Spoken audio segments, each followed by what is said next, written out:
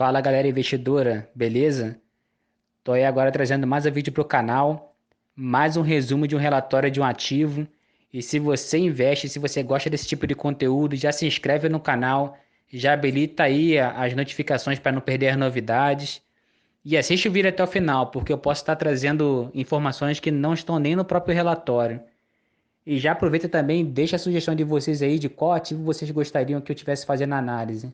Valeu, galera!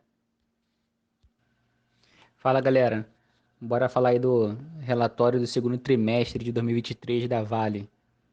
Bora dar uma passada aí rapidamente. Com relação à cotação aí, ela deu 3 toques na resistência, foi o que eu marquei a barra em azul. E a seta verde que eu coloquei aqui é mais ou menos onde o valor está hoje. Pelo desenho do gráfico, a probabilidade de ela tentar dar um toque de novo na resistência para tentar romper é grande. Então, se você tiver pensando em entrar na Vale, talvez seja uma boa oportunidade.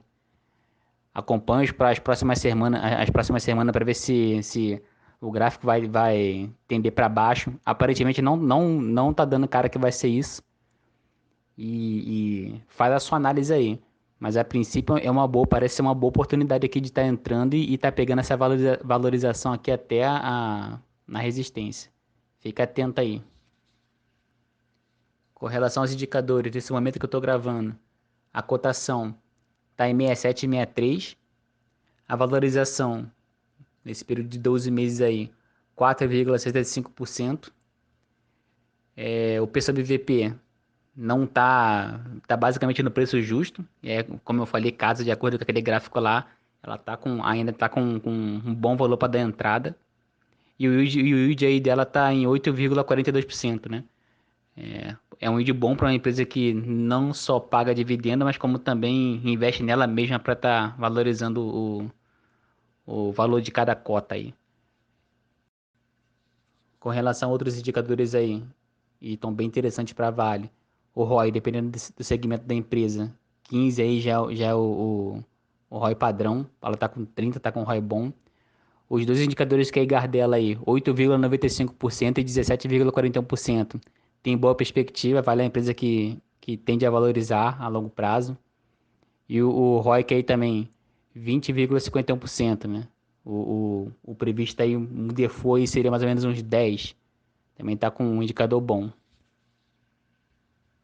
Com relação à rentabilidade, comparado a outros indicadores, de 2020 até 2023 agora, ela veio valorizando, veio subindo e veio batendo aí muitas vezes aí no IVVB11, né? E agora está aí pertinho dela de novo aí nessa disputa, né?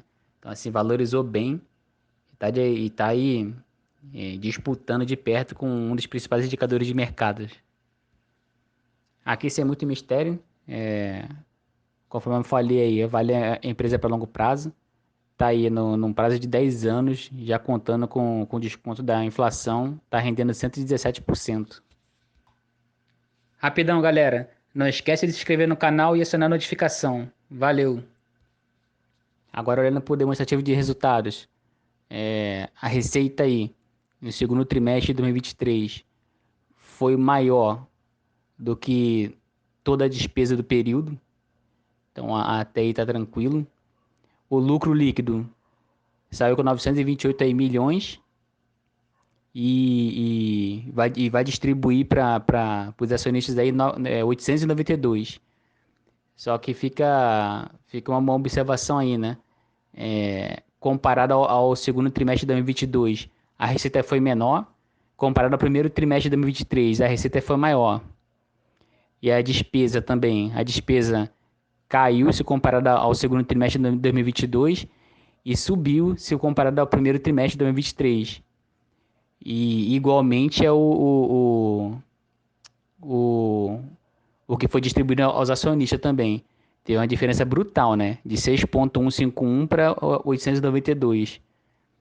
Então, assim, vale lembrar que as despesas que a Vale está tendo nesse trimestre aí são despesas esperadas. E provavelmente vai ter mais um pouco para os próximos dois.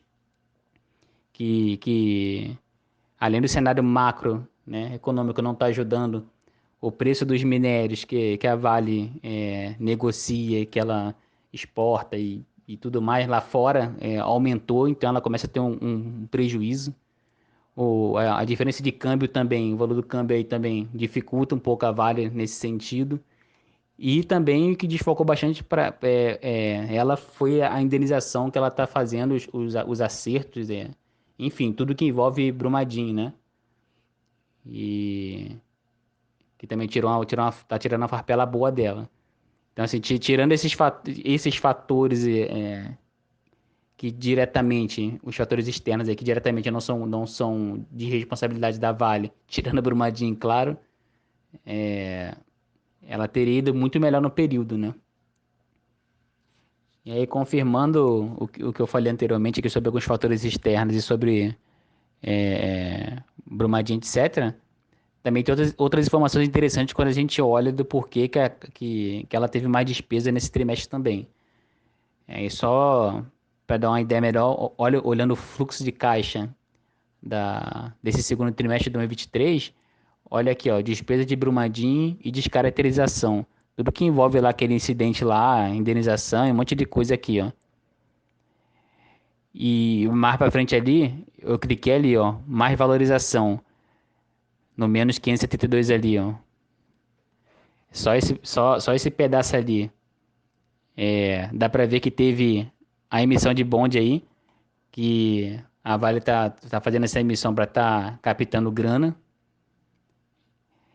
A recompra de ações, que também foi um dos motivos dela ter despesa, bastante despesa esse trimestre, mas ao mesmo tempo que é uma despesa que é boa para o acionista, porque ele recompra a ação e o valor da, das ações da Vale sobem, né? E então a gente vê que não foi de todo ruim as despesas que ela teve nesse período, né? Sem contar coisas que ela teve que foi mencionado no relatório lá que ela teve que investir. Então eu trouxe esse fluxo de caixa aqui só para vocês terem uma ideia do que teve de despesa, né? Não é aquele tipo de despesa porque a operação foi ruim ou porque a empresa não lucrou de alguma forma, né? Não foi problema da empresa em si. Então por isso que eu considero o demonstrativo de resultado desse trimestre bom. Aí essa visão aqui eu trouxe para a gente falar dela rapidamente, para a gente entender a saúde de operação da Vale, né? Se você vê o patrimônio de 2016, por exemplo, até 2020, que são essas barras cinza, ela vem subindo. O patrimônio vem subindo. Então é natural que com mais patrimônio, né, com maior possibilidade de gerar receita, a receita também suba. E aí a receita que é essa linha amarela aqui, ó, perdão, essa linha verde, ela foi subindo. E aí também o natural seria, se a receita sobe, você também fazer mais lucro líquido. E aí vem acompanhando. Aí você vê que de 2019 a 2021, ambas acompanham tanto a subida ambas acompanham a subida do patrimônio, tanto a receita líquida quanto o lucro líquido. Isso tem que ser natural. Aí depois elas começaram a dar uma caída, mas as linhas estão andando meio que em paralelo. Então, assim, a saúde da operação da Vale, a saúde dela como empresa é boa. O lucro líquido tem acompanhado a receita líquida que tem acompanhado o patrimônio. Então, tá beleza, né? A gente vê a diferença aí do último relatório que eu fiz da Vivo, por exemplo. Que o patrimônio cresce, a receita líquida cresce, mas o lucro líquido está lá embaixo. Tipo assim, tu vê claramente que tem algo errado, algo que você pode melhorar, né? É óbvio que a Vale pode melhorar, mas esse aqui o histórico mostra que ela nesse quesito ela se comporta bem. E aqui, para finalizar, falar sobre a dívida, né? Também sem muito mistério, apesar da dívida ter aumentado se comparado ao trimestre de 2022, ao segundo trimestre de 2022 e ao primeiro trimestre de 2023, esse aumento aí representa hoje uma alavancagem de 0,6, né? Então, assim, a dívida, apesar de ter aumentado, ela está controlada.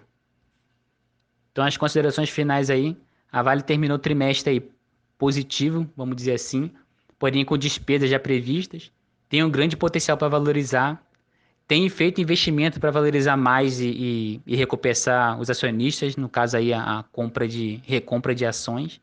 O preço corrigiu recente e pode ter um novo possível ponto de entrada, que foi aquela setinha verde que eu mostrei lá. Aí tem que ficar de olho. A dívida, apesar de crescente, ela está controlada, a alavancagem está baixa. A rentabilidade está batendo perto de grandes indicadores de mercado, no caso o IVVB11. E se você vai investir, não esquece de diversificar.